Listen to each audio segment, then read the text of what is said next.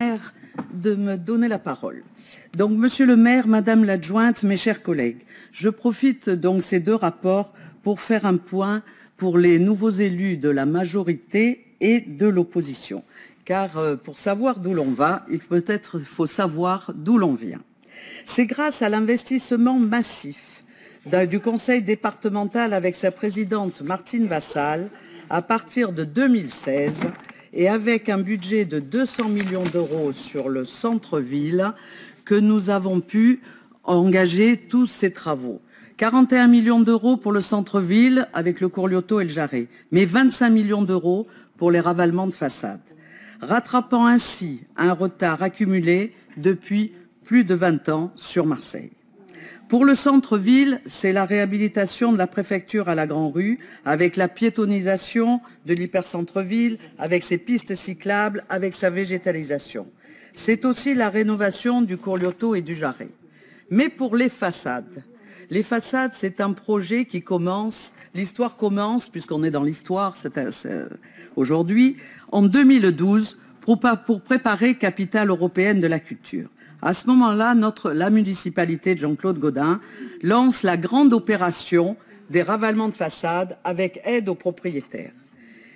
Les axes ont été définis, qui ont commencé, c'était la Canebière, le cours Belzins, le quai de la Jolette, les cours d'Athènes, de Garibaldi et de Dugommier et le boulevard National.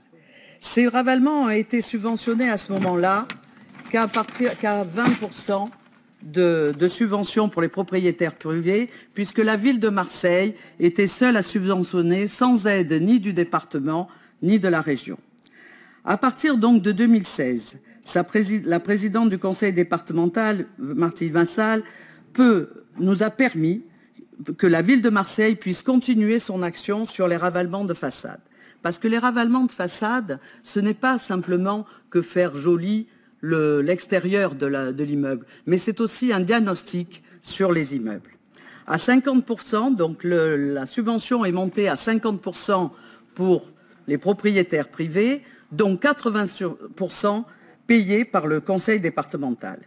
Les injonctions ont été lancées sur les rues de Rome, 1er arrondissement, République, 2e, l'Évêché, 2e, le boulevard des Dames, 2e, Camille Pelletan, 3e, et la deuxième partie du boulevard National, 3e, ainsi que les secteurs du cours Julien Préfecture, La Plaine Cama, Saint-Charles Libération.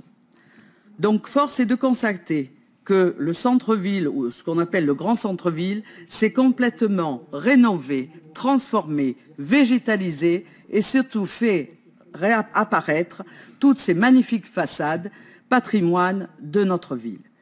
Ce n'est pas seulement moi qui le dis, mais un de vos chers sympathisants, M. Grappelou, qui le signe maintenant sur tous ses postes. Alors ce qui est rigolo, Monsieur le maire, c'est qu'avant, quand c'était nous qui faisions ça, il disait « Oh, mais ça va passer vite, c'est pas bien » et tout ça. Depuis que vous êtes élu, Monsieur le maire, en fait, votre municipalité, il trouve ça superbe. Donc écoutez, je pense que nous avons fait quand même du bon travail pendant que nous étions en responsabilité.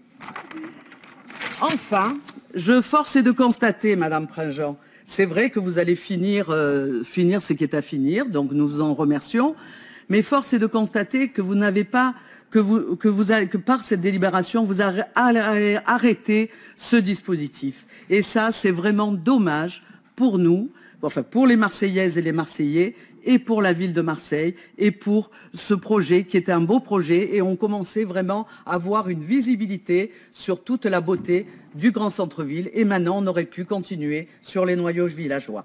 Donc j'espère que vous allez donc nous donner dans les prochains temps une vision sur votre programme et ce que vous comptez faire, et j'espère que vous n'allez pas arrêter ce dispositif. Merci Monsieur le maire de m'avoir donné la parole, merci Madame l'adjointe et mes chers collègues de votre attention. Je vous remercie. Merci beaucoup, Madame Biaggi.